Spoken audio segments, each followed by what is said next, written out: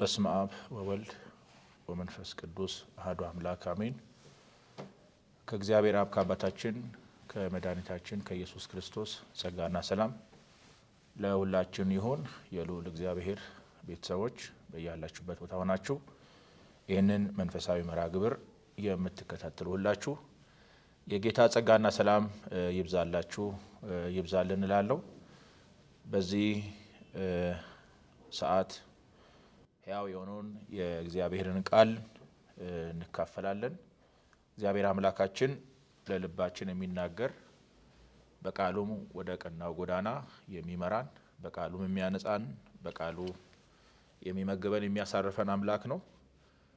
ቃሉን የሰጠን አምላካችን እግዚአብሔር ስለ ሁሉ በድጋሚ ስሙ ለዘላለም የተባረከና የተመሰገነ ይሁን። እነሆ በዚህን ሰዓት የምንካፈለው የእግዚአብሔር ቃል በዮሐንስ ወንጌል ምዕራፍ 1 ከቁጥር 9 እስከ 13 ያለውን ይሆናል።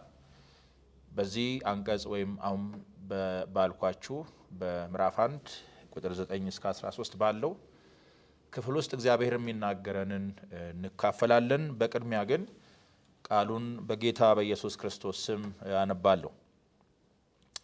ለሰው ሁሉ የሚያበራው እውነተኛው ብርሃን ወደ ዓለም ይመጣ ነበር። በዓለም ነበረ፣ ዓለሙም በእርሱ ሆነ፣ ዓለሙም አላወቀውም።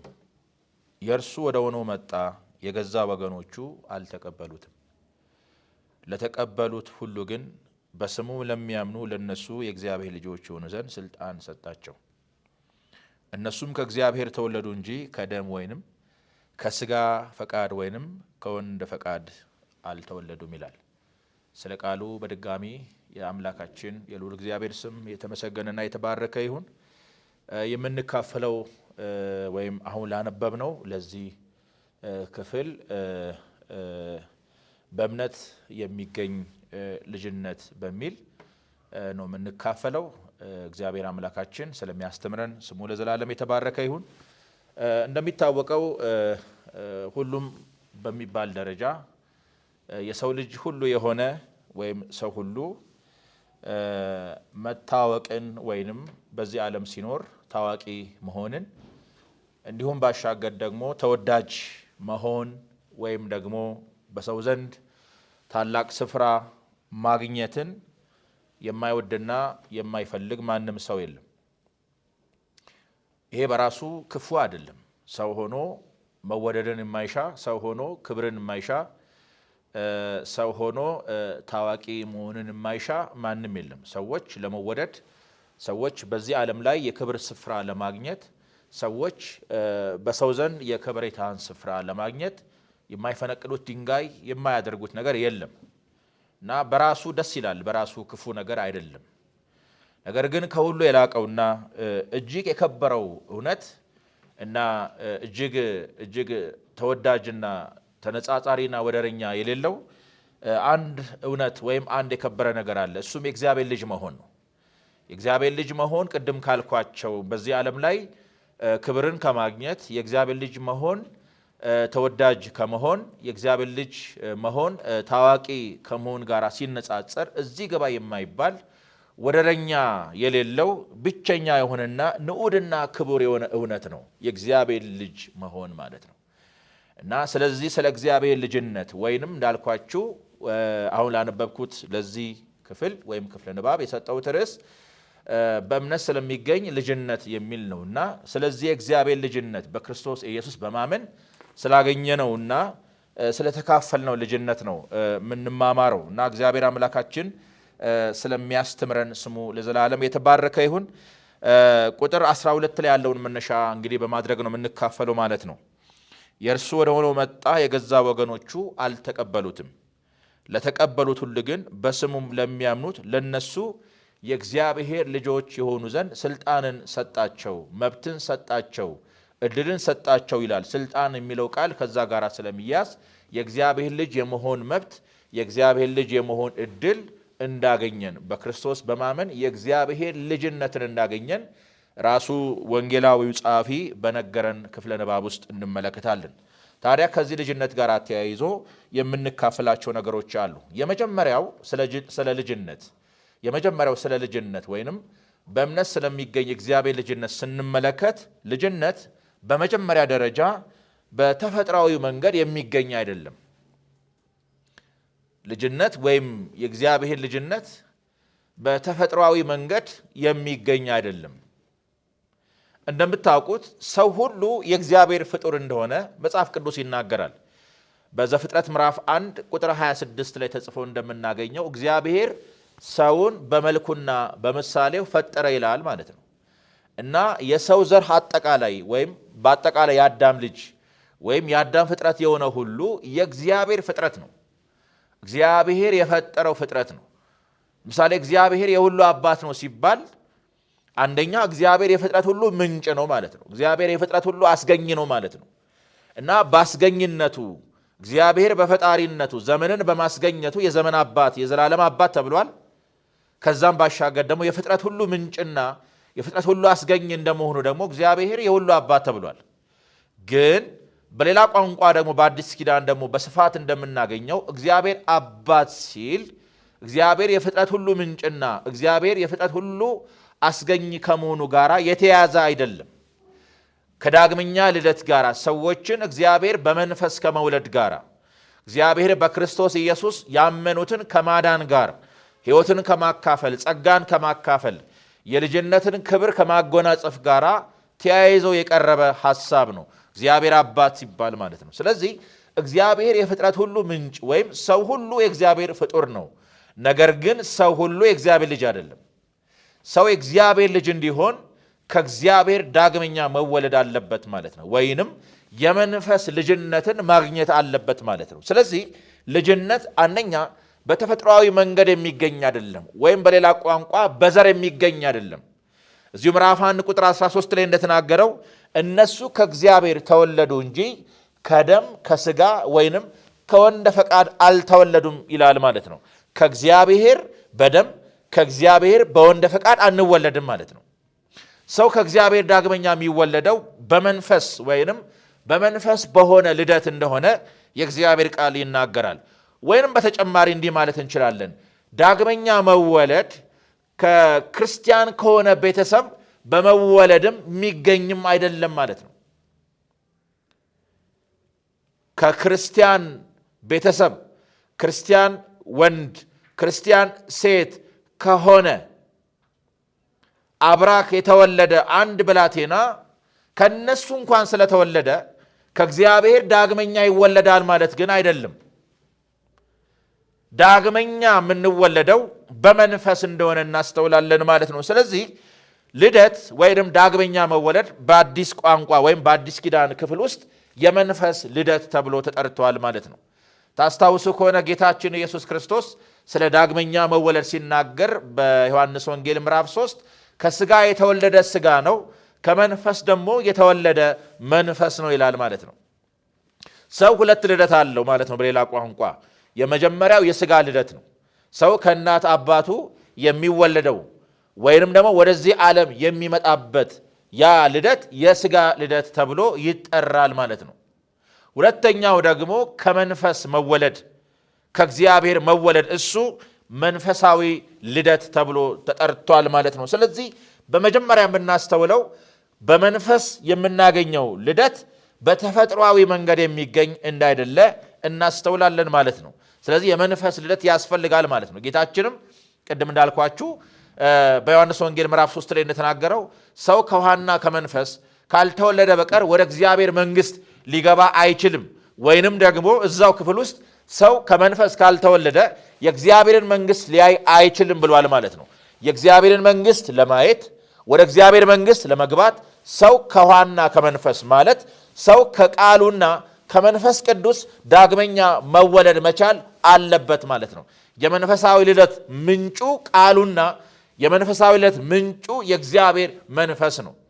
ሰው ከእግዚአብሔር በቃሉና ከመንፈሱ ይወለዳል ማለት ነው እና ይሄን ልደት ያገኘ ወደ እግዚአብሔር መንግሥት ይገባል። ይሄን ልደት ደግሞ ያገኘ ደግሞ የእግዚአብሔርን መንግሥት ያያል በማለት ጌታችን ኢየሱስ ክርስቶስ በዮሐንስ ወንጌል ምዕራፍ 3 ላይ ለኒቆዲሞስ ባስተማረው ክፍል ውስጥ እንመለከታለን። ስለዚህ የመጀመሪያው ክፍል ልጅነት በተፈጥሯዊ መንገድ የሚገኝ አይደለም፣ ወይንም ባዮሎጂካል በሆነ መንገድ የሚገኝ እንዳይደለ እናስተውላለን ማለት ነው። ታዲያ ልጅነት በሁለተኛ ክፍል የምንመለከተው ልጅነት በመቀበል የሚጀመር ነው ማለት ነው። እንዳልኳችሁ በተፈጥሯዊ መንገድ የሚገኝ አይደለም። ዳግመኛ መወለድ በተፈጥሯዊ መንገድ የሚገኝ አይደለም። ነገር ግን ዳግመኛ ልደት በመቀበል የሚጀመር ወይንም በመቀበል የምናገኘው እንደሆነ እናስተውላለን። በዚሁ ዮሐንስ ወንጌል ምዕራፍ 1 ቁጥር 12 ላይ እንዳየነው ማለት ነው። ለተቀበሉት ሁሉ ግን ይላል በስሙም ለሚያምኑት ለነሱ የእግዚአብሔር ልጆች የሆኑ ዘንድ ስልጣንን ሰጣቸው ይላል ማለት ነው። ወደ ገዛ ወገኖቹ መጣ፣ የገዛ ወገኖቹ አልተቀበሉትም ይላል ማለት ነው። በመጀመሪያ ወይም ከዚህ ክፍል አሁን ካነበብነው ክፍለ ንባብ ከፍ ብለን ስንመለከት ዓለሙ በእርሱ ሆነ ይላል።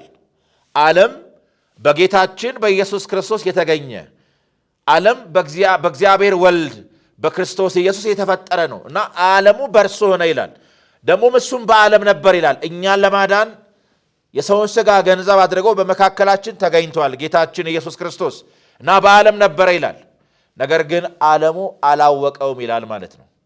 በዓለም ያለውን ዓለምን ለማዳን የመጣውን ሥጋና ነፍስን ከድንግል ማርያም ነስቶ በመካከላችን ያደረው ጸጋና እውነትን ተሞልቶ በመካከላችን የተገኘውን መድን ዓለም ክርስቶስን ዓለሙ አላወቀውም ይላል ማለት ነው። ዓለም ምን ያህል ከእግዚአብሔር ሐሳብ ጀርባ እንደነበረ እናስተውላለን። ይህን ካለ በኋላ ግን ወደ ገዛ ወገኖቹ መጣ፣ የገዛ ወገኖቹ አልተቀበሉትም ይላል ማለት ወደ ምድረ እስራኤል ጌታችን ኢየሱስ ክርስቶስ እንደምታውቁት በሥጋ የተወለደ ደግሞም በሥጋ ወይም በሥጋ ተገልጦ በኖረበት ዘመን በእስራኤል ምድር ጌታችን ኢየሱስ ክርስቶስ ተመላልሶ እንዳገለገለ እናውቃለን እና በዛ አገልግሎት ዘመን እስራኤል ለጌታችን ለኢየሱስ ክርስቶስ የነበራት ስፍራ ይታወቃል እና እስራኤል መድኃኒታችን ኢየሱስ ክርስቶስን አልተቀበለችው። በስተመጨረሻ መስቀል ላይ ሰቅለውታል ማለት ነው እና አልተቀበሉትም ማለት አላመኑበትም ማለት ነው። የእግዚአብሔር ልጅነቱን፣ መሲህነቱን፣ ጌትነቱን አልተቀበሉትም ማለት ነው።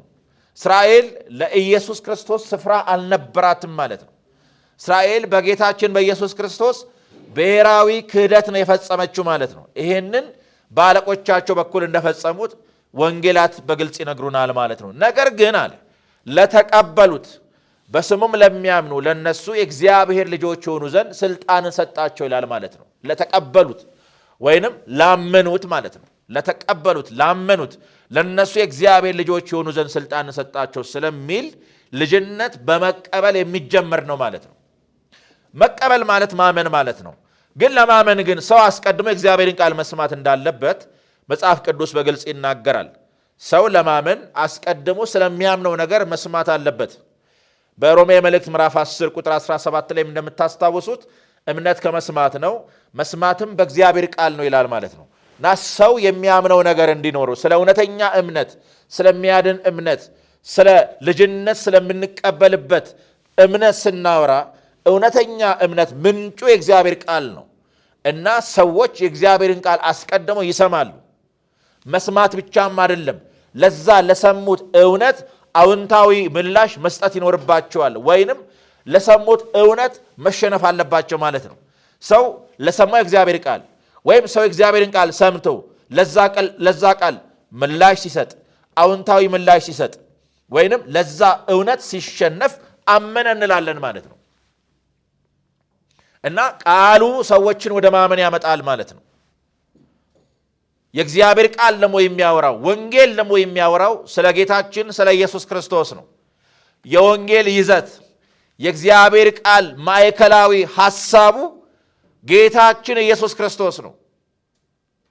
ክርስቶስን ወደ ጎን ያደረገ ወንጌል አይደለም። ክርስቶስን ወደ ጎን ያደረገ ቃል እሱ የእግዚአብሔር ቃል አይደለም። ክርስቶስን ወደ ጎን ያደረገ የትኛው ምስራች አይደለም። ምስራች የሚሆነው ክርስቶስን ማዕከል ካደረገ ነው። ቃሉ የእግዚአብሔር ቃል የሚሆነው ክርስቶስን ማዕከል ካደረገ ነው። ወንጌላት ከዚህ ውጪ ሌላ ሐሳብ የላቸውም። ብሉይ ኪዳን ብንልም አዲስ ኪዳን ብንልም የዚህ ሁሉ ማዕከሉ የብሉይ ኪዳንም የአዲስ ኪዳንም ማዕከላዊው ሐሳብ ማዕከላዊ እውነት ጌታችን ኢየሱስ ክርስቶስ ነው። እንኳን አዲስ ኪዳን አይደለም ብሉይ ኪዳን እንኳን የሚናገረው ስለ ጌታችን ስለ ኢየሱስ ክርስቶስ ነው።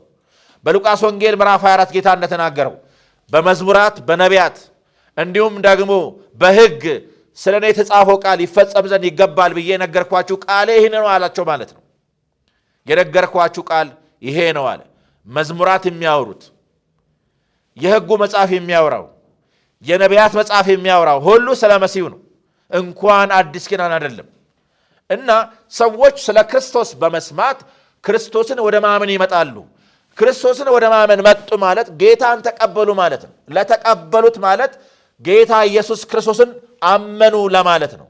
እና በማመን የምንቀበለው ነው ልጅነት ማለት ነው። ጌታ ኢየሱስ ክርስቶስን በማመን ምክንያቱም በስሙም ለሚያምኑ ስለሚል ማለት ነው። በስሙ ማለት በኢየሱስ ክርስቶስ ስም ለሚያምኑ ማለት ነው።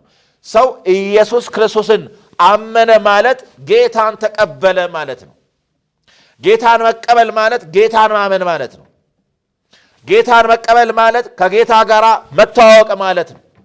ጌታን መቀበል ማለት በእምነት ከእርሱ ጋር ምን ማለት ነው? መግባባት ማለት ነው። በእምነት ወደ እርሱ መምጣት ማለት ነው። ይህንን ያደረገ ጌታን የተቀበለ ያመነ ይሄን ልጅነት ይቀበላል እያለን ያለው ልጅነት በመቀበል የሚጀምር ነው። በመቀበል የምንጀምረው ህይወት ነው ማለት ነው። የእግዚአብሔር ልጅ መሆን ማለት ነው። እና ዳግመኛ ልደት በመቀበል የምንጀምረው ነው። ጌታ ኢየሱስን በማመን ማለት ነው። ታዲያ ጌታ ኢየሱስ ክርስቶስን እናምናለን ስንል ምን ብለን ነው የምናምነው? ሰዎች ጌታን ከተቀበሉ የእግዚአብሔር ልጆች ይሆናሉ፣ የልጅነት መብት ያገኛሉ፣ የልጅነት ስልጣን ያገኛሉ ስንል ምን ማለታችን ነው?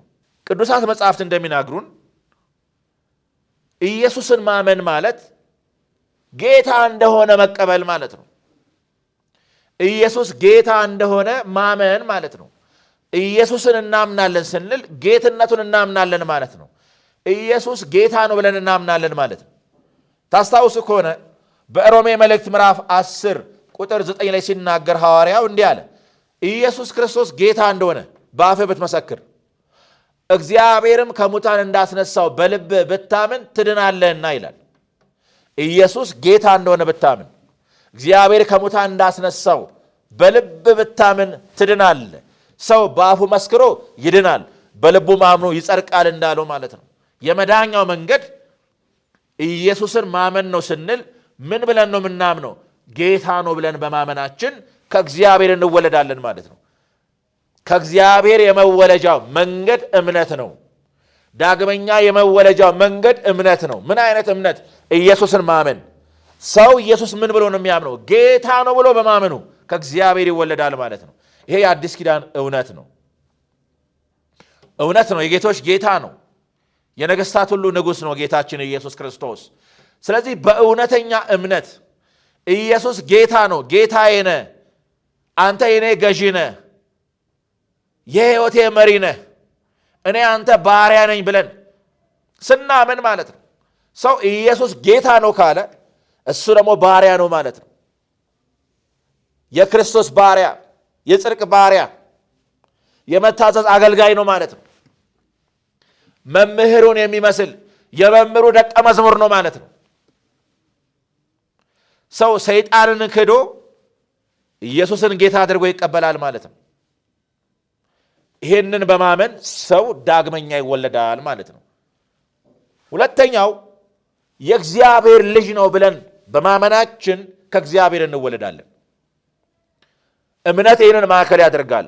ኢየሱስን በማመን ዳግመኛ ልደት የእግዚአብሔር ልጅ የመሆን መብት ይገኛል ስንል ምንድን ነው የምናምነው? ስለ ኢየሱስ ስንል ኢየሱስ እርሱ በሥጋ ማርያም የተገለጠው በቤተልሔም የተወለደው ነገር ግን ከቀድሞ ከዘላለም የነበረ የአብ ልጅ እሱ ኢየሱስ ክርስቶስ የእግዚአብሔር ልጅ ነው።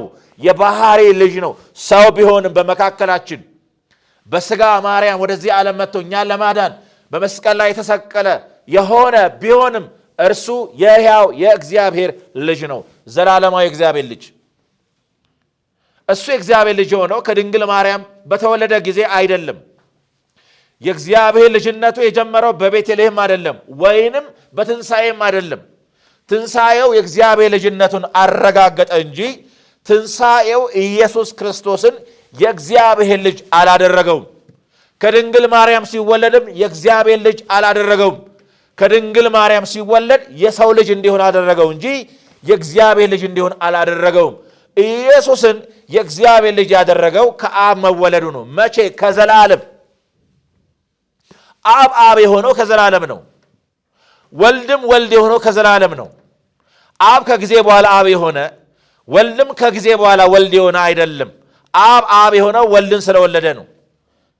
ግን አብ ወልድን ሲወልድ ግን አብ ቀድሞ በኋላ ወልድ የተገኘ ማለት አይደለም።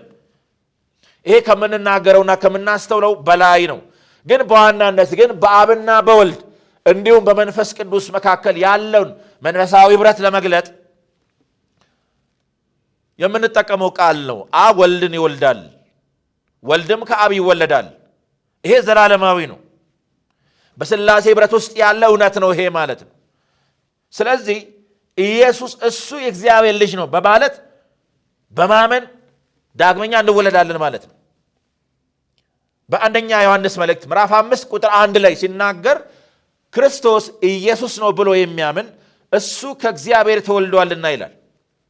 ክርስቶስ ነው ብሎ በኢየሱስ የሚያምን ኢየሱስ ክርስቶስ ነው ብሎ የሚያምን ማለት ነው። እሱ ከእግዚአብሔር ተወልዷል። ይሄ የአዲስ ኪዳን እውነት ነው እና ሁለተኛው ኢየሱስን በማመን የእግዚአብሔር ልጅ እንሆናለን ማለት ነው። በማመን ዳግመኛ ልደት ይገኛል ስንል ማንን በማመን ነው? ኢየሱስን በማመን ነው። ታዲያ ኢየሱስ ምን ብለን ነው የምናምነው? እሱ ጌታ ነው፣ እሱ የእግዚአብሔር ልጅ ነው በማለት ከእግዚአብሔር ዳግመኛ እንወለዳለን። ሶስተኛ የዘላለም ሕይወት እንደሆነ በማመናችን ከእግዚአብሔር ዳግመኛ እንወለዳለን። እምነት ይህንን ማዕከል ያደርጋል።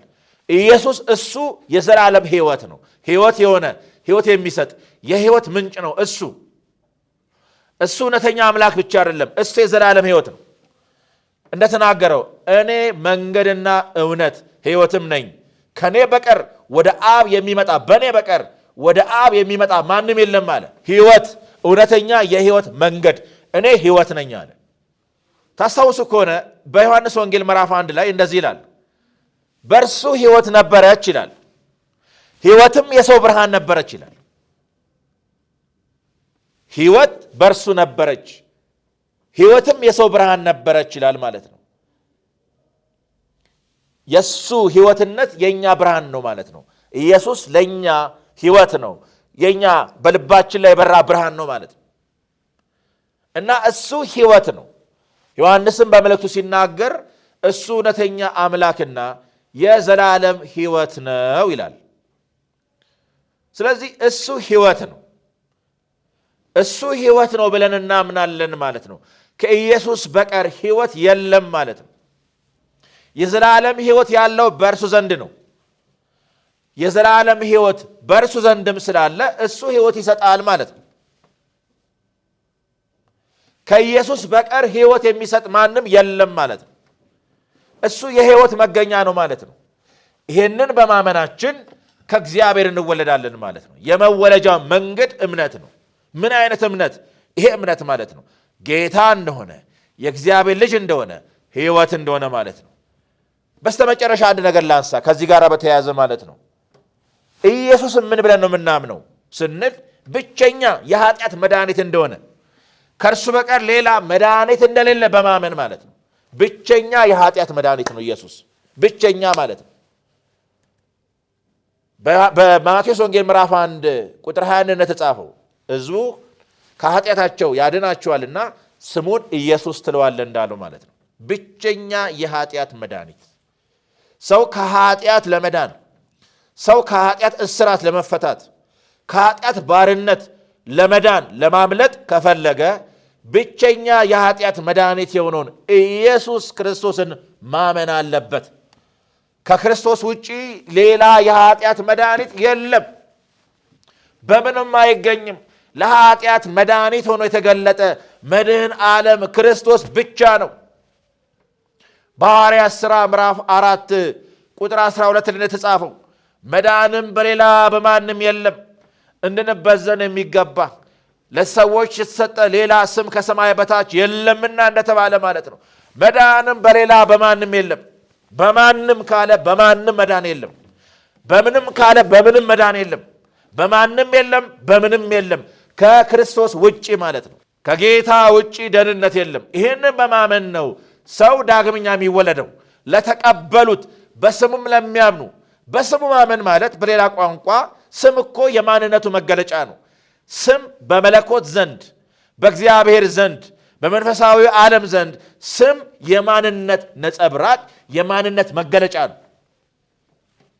እና የኢየሱስ ስም ስንል ማንነቱ ነው። ማንነቱን በማመን ነው ሰው ዳግመኛ የሚወለደው። የትኛው ማንነቱ? ጌትነቱ፣ የዘላለም ሕይወትነቱ፣ የሕያው የእግዚአብሔር ልጅነቱ እና ብቸኛ የኃጢአት መድኃኒት መሆኑን በማመን ማለት ነው። ከዚህ ውጭ ደህንነት የለም። ስለዚህ ለተቀበሉት ግን እና በስሙም ለሚያምኑ የእግዚአብሔር ልጆች የሆኑ ዘንድ ስልጣን ሰጣቸው። ስልጣን ማለት ቅድም እንዳልኳችሁ መብት ነው ማለት ነው። ዛሬም ይቻላል የእግዚአብሔር ልጅ መሆን። መብት አለ፣ እድሉ አለ ማለት ነው። እድል ተሰጥቷል ማለት ነው። መብት ተሰጥቷል ማለት ነው። ልጅ መሆን ይቻላል ማለት ነው። ጉዳዩን ሩቅ አድርገን ማሰብ የለብንም። በጣም ማራቅ የለብንም። እውነቱ ቅርብ ነው። ይሄውም ጌታ ኢየሱስ ክርስቶስን የእግዚአብሔር ልጅ አድርጎ በማመን በመቀበል ለዚህ እውነት በመሸነፍ የእግዚአብሔር ልጅ መሆን ይቻላል። መብት አለን ይለናል የእግዚአብሔር ቃል። ስሙ ለዘላለም የተባረከ ይሁን። ስለዚህ እምነት ሕይወትን ይለውጣል ማለት ነው።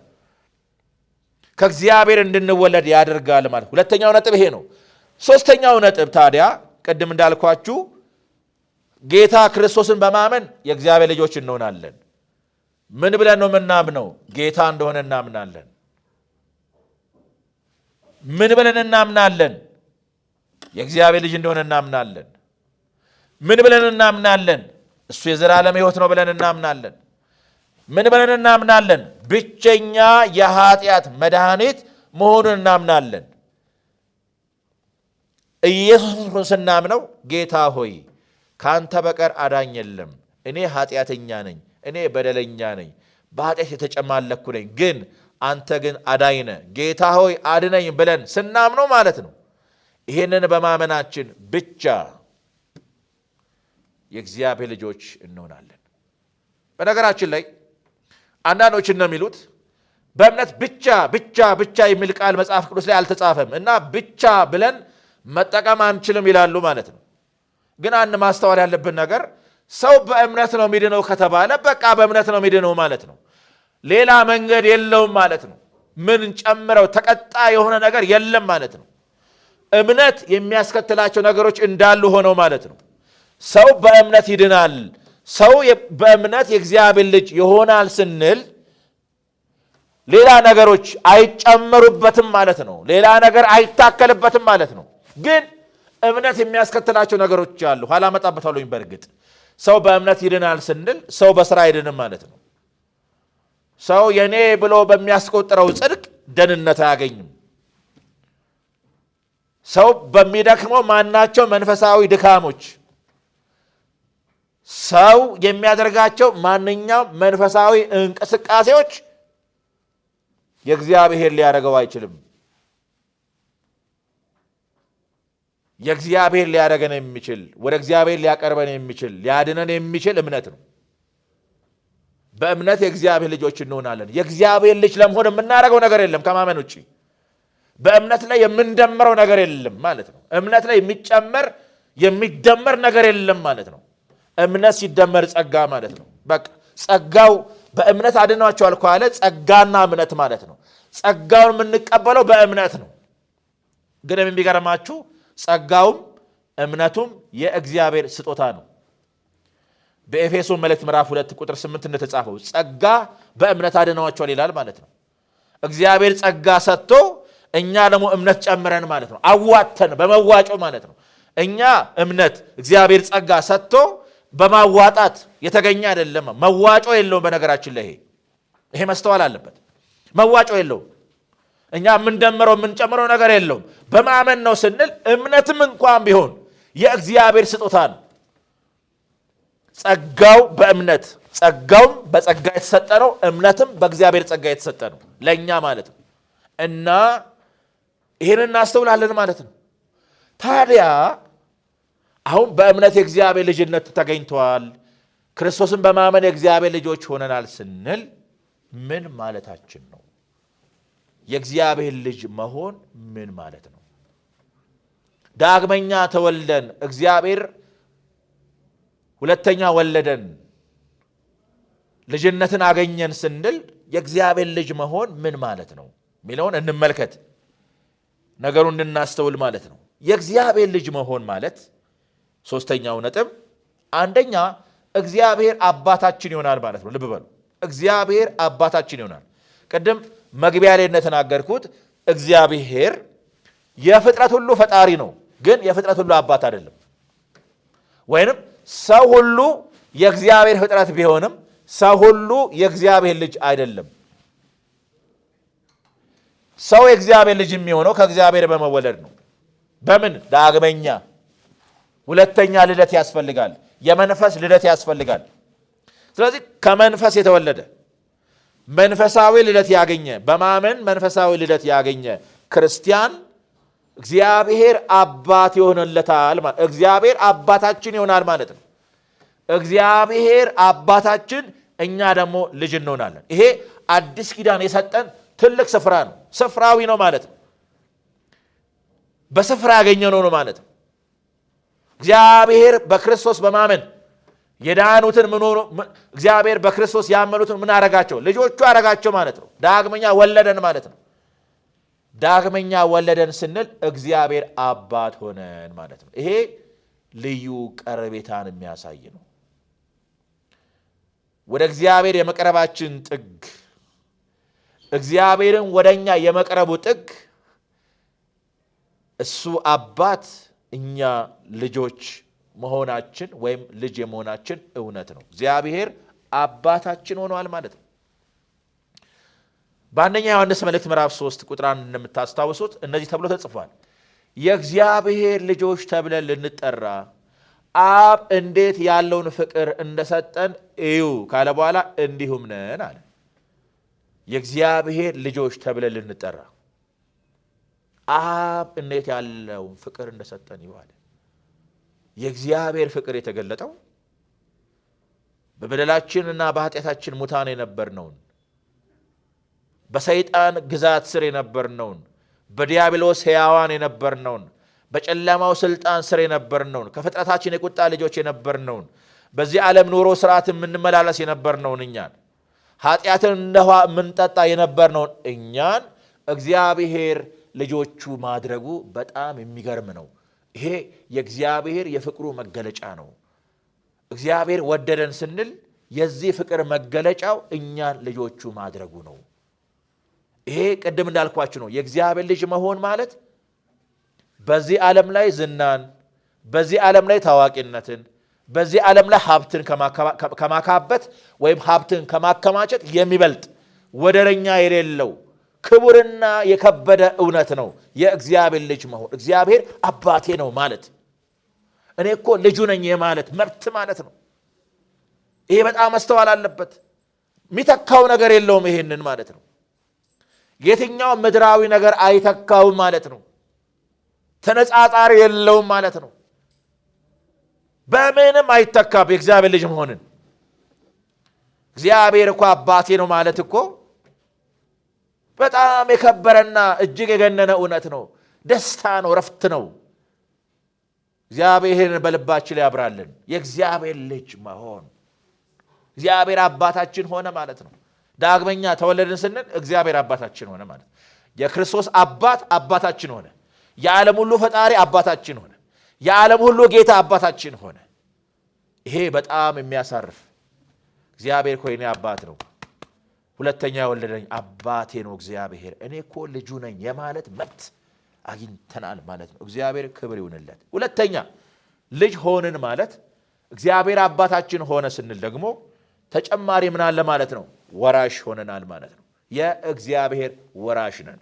በዚህ በገላትያ መልእክት ምዕራፍ 4 ላይ እንደተጻፈው ሐዋርያ ጳውሎስ ለገላትያ መልእክት በጻፈው መልእክቱ ምዕራፍ 4 ቁጥር 6 ላይ እንደዚህ ይላል፣ ልጅም ስለሆናችሁ እግዚአብሔር አባ አባ ብሎ የሚጮህ የልጁን መንፈስ በልባችሁ ውስጥ ላከ። ስለዚህ ከእንግዲህ ወዲህ ልጅ ነህ እንጂ ባሪያ አይደለህም። ልጅ ከሆንክ ደግሞ በክርስቶስ የማን ወራሽ ነህ? የእግዚአብሔር ወራሽ ነህ ይላል። ልጅ ነህ እንጂ ባሪያ አይደለህም። የኃጢአት ባሪያ አይደለም። የሰይጣን ባሪያ አይደለም። የሕጉ ባሪያ አይደለህም። የዓለም ባሪያ አይደለህም። ዘር ቀይረሃል፣ መንገድ ቀይረሃል፣ ቤተሰብ ቀይረሃል፣ ስፍራ ቀይረሃል። ስለዚህ አንተ ባሪያ አይደለህም እና እግዚአብሔር ምን ነው? አባት ነው። አንተ ደግሞ የእግዚአብሔር ልጅ ከሆንክ የእግዚአብሔር ወራሽ ነው ይላል። የእግዚአብሔር ወራሽ፣ እግዚአብሔር አውራሽ፣ እኛ ወራሽ ማለት ነው። ይሄንን ክብር ነው ያገኘነው። በነገራችን ላይ የእግዚአብሔር የሆነውን የምንወርስ ማለት ነው። እግዚአብሔር የሚያወርሰን የእግዚአብሔር ወራሾቹ አባት ለልጆቹ እንደሚያወርሰው ሁሉ እግዚአብሔር ዳግመኛ በምሕረቱ ብዛት ሁለተኛ ለወለደን የሚያወርሰን የእግዚአብሔር ወራሾች ነን ማለት ነው። ስለዚህ እግዚአብሔር አባታችን ሆኗል ዳግመኛ ተወለድን ስንል፣ ሁለተኛ ዳግመኛ ተወለድን ስንል የእግዚአብሔር ልጆች ሆንን ስንል ወራሽ ነን ማለት ነው። ሶስተኛውና በጣም የሚገርመው ነገር ጸሎትን፣ ምስጋናን፣ ውዳሴን ይዘን በፊቱ መቅረብ እንችላለን ማለት ነው። የእግዚአብሔር ልጅ ነን፣ እግዚአብሔር አባቴ ነው፣ እኔም ልጁ ነኝ ስል በዳግመኛ ልደት ምን ማለት ነው? ጸሎቴን፣ ምስጋናዬን፣ ውዳሴን፣ ጉዳይን፣ ችግሬን፣ ሐዘኔን፣ ስብራቴን ሁሉ ላወራው፣ ላናግረው፣ እንደ ወዳጅ እንደ አባት ላወራው መብት አለኝ ማለት ነው። በእኛና በእግዚአብሔር መካከል በአባታችንና በእኛ በአባቴና በእኔ መካከል የሚገባ ሌላ አካል የለም ማለት ነው። ልጆች እንደመሆናችን መጠን እግዚአብሔር ልናወራው እንችላለን ማለት ነው። ችግራችንን፣ ጉዳያችንን፣ ጭንቀታችንን፣ ሐዘናችንን፣ ስብራታችንን ሁሉ ልናወራው ማለት ነው። መብት አለን ማለት ነው። ወደ እሱ የመቅረብ ድፍረት አግኝተናል ማለት ነው። በዕብራውያን 10 ቁጥር 19 የተጻፈው እንግዲህ በመረቀልን በአዲስና በሕያው መንገድ በኢየሱስ ክርስቶስ ደም በሥጋ በኩል ማለት በመጋረጃ በኩል እንድንገባ ድፍረት ስላለን በእግዚአብሔርም ቤት ላይ የሆነ ታላቅ ካህን ስላለን ልባችንን ተረጭተን ሰውነታችንን በጥሯ ታጥበን በተረዳንበት እምነት በቅን ልብ እንቅረብ ይላል ማለት ነው። በቅን ልብ በተረዳንበት እምነት ወደ እግዚአብሔር እንቅረብ። ልጆች ነን። ልናወራው፣ ልናናግረው፣ እንደ ወላጅ ልናወራው፣ ችግራችን ልናወራው ያለማንም ጣልቃ ገብነት ለእግዚአብሔር እባክህ ንገርልኝ የምንለው አካል የለም። ሊያወራን የሚችል ብቸኛ መድህን ጌታችን ኢየሱስ ክርስቶስ የሕያው እግዚአብሔር ልጅ ችግራችንን የሚገባው ሐዘናችን የሚገባው በእኛና በእሱ መካከል ደላላ የማያስፈልገው የሚገባው ነገራችን የሚገባው ማለት ነው። ይሄንን መብት አዲስ ኪዳን ሰጥቶናል ማለት ነው። መብት አግኝተናል ማለት ነው። ወዳጆቼ ይህን በጣም ማስተዋል አለብን። በእኛና በእሱ መካከል የሚገባ መካከለኛ የለም። በእኛና በክርስቶስ መካከል የሚገባ መካከለኛ የለም። ደግሞ በእግዚአብሔርና በእኛ መካከለኛ ደግሞ የሆነ አንድ አለ። እሱም ጌታችን ኢየሱስ ክርስቶስ ነው። ሊቀ ካህናታችን እሱ ነው። ጠበቃችን እሱ ነው። ችግራችን የሚገባ ማለት ነው። ከሱ ውጪ ሌላ የሚገባ ደላላ የለም። ሌላ የሚገባ መካከለኛ የለም። ልናወራው፣ ልናናግረው፣ አባቴ ሆይ ልንለው መብት አለን።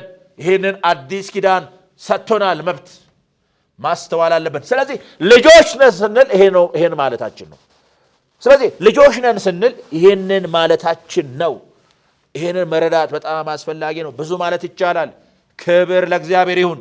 ይህንን አግኝተናል ማለት ነው። ሶስተኛው ነጥብ የእግዚአብሔር ልጆች በክርስቶስ ኢየሱስ በማመን ሆነናል ስንል እግዚአብሔር አባታችን እኛም ልጆቹ ደግሞ ወራሾቹ ደግሞ ልናመሰግነው፣ ልናወራው፣ ልናናግረው፣ ልናጫውተው፣ ችግራችን ልናማክረው መብት አግኝተናል ማለት ነው።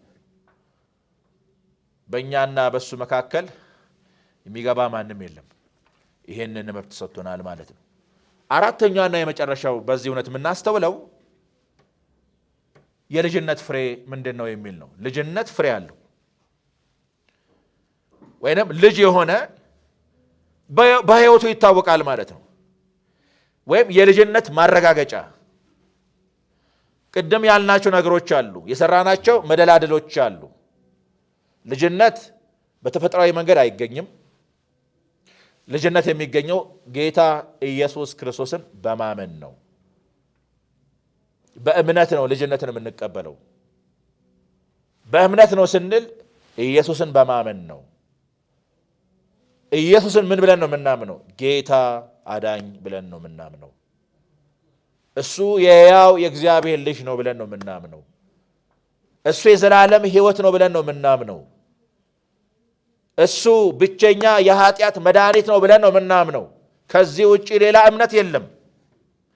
ይህንን ማዕከል ያደረገ እምነት ዳግመኛ የምንወለድበት መንገድ ነው ብለናል። ልጅነትን የምንቀበልበት መንገድ ነው። ኦኬ። ከዛ ደግሞ ልጅነት ምን ማለት ነው አልን? እግዚአብሔር አባታችን ሆነ፣ እኛም ልጆች ሆንን፣ ወራሾች እንሆናለን። እናመሰግነዋለን፣ እናከብረዋለን፣ እናወድሰዋለን፣ እናልቀዋለን፣ እናወራዋለን። ወደ እግዚአብሔር የመገኘት መብት አለን። እግዚአብሔር በእኛ እኛም በእግዚአብሔር ሆነናል ማለት ነው። እንደ ስሙ ብንለምን አንዳች እናገኛለን። አይገርምም? እግዚአብሔር ክርስቶስ የእግዚአብሔር ልጅ እንደሆነ በሚያምን ሁሉ አለ ዮሐንስ በመልእክቱ ምዕራፍ 4 ላይ ክርስቶስ የእግዚአብሔር ልጅ ነው ብሎ በሚያምን እግዚአብሔር በእርሱ ይኖራል፣ እሱም በእግዚአብሔር ይኖራል አለ።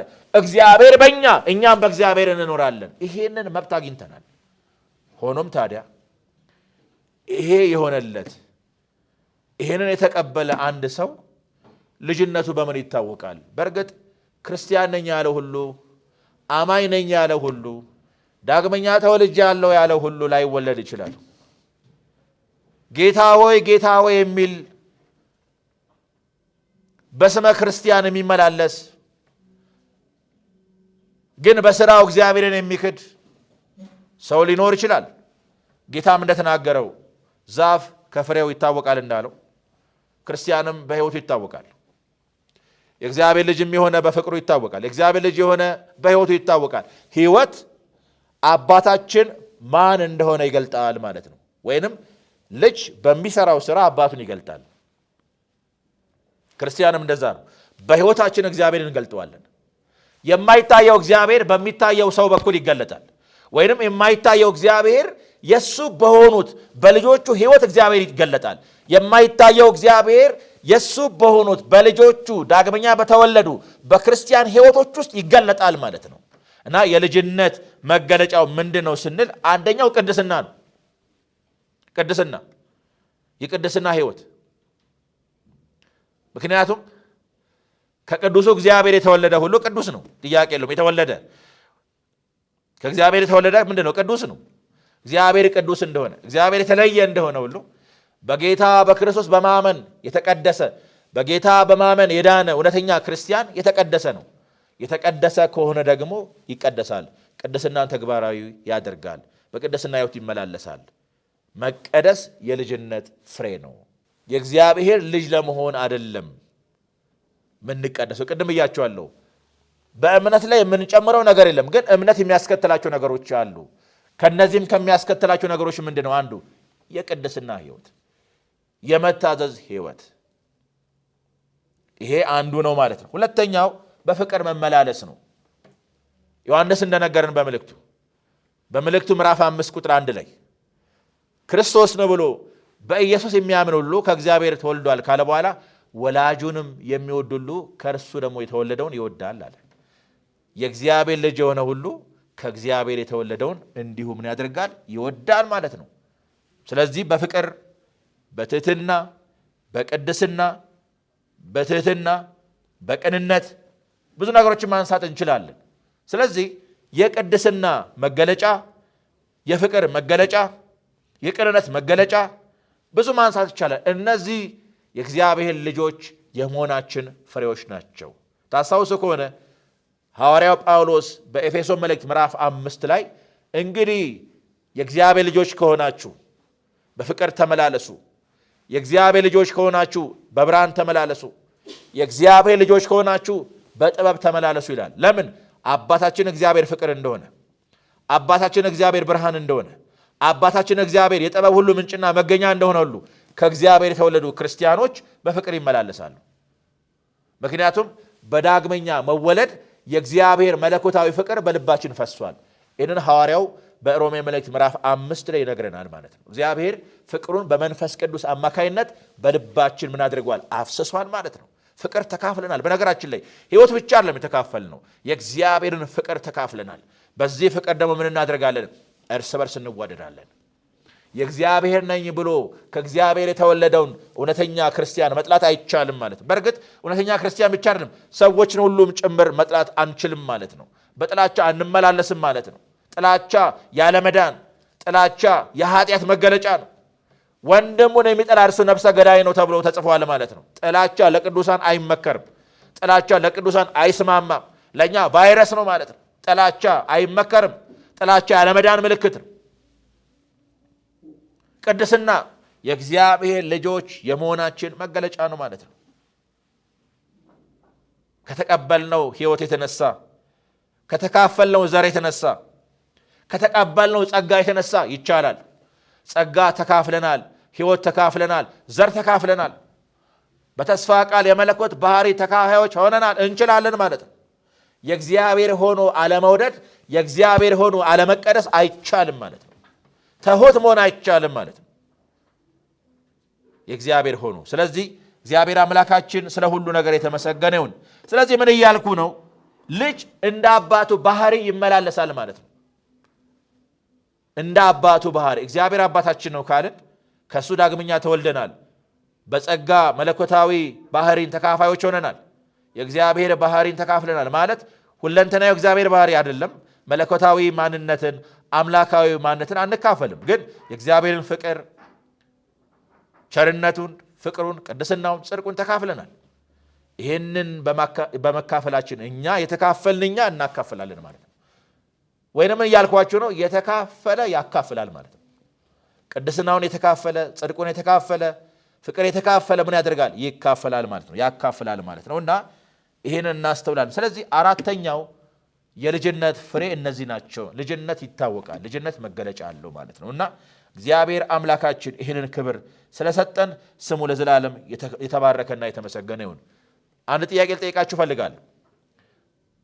በዚህ በዮሐንስ ወንጌል ምዕራፍ 1 ቁጥር 12 ላይ እንደተጻፈው ለተቀበሉት ግን እንደሚል ዛሬም ጌታችን ኢየሱስ ክርስቶስን ተቀብለናል።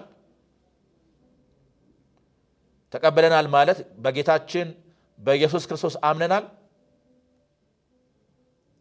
አምነናል ማለት ምን ማለት ነው? ከጌታ ጋር በግል እንተዋወቃለን። ከጌታ ጋር በግል ህብረት አለን ነው ወይስ በስም እየተመላለስን ነው? ወይም የስም ክርስቲያኖች ነን?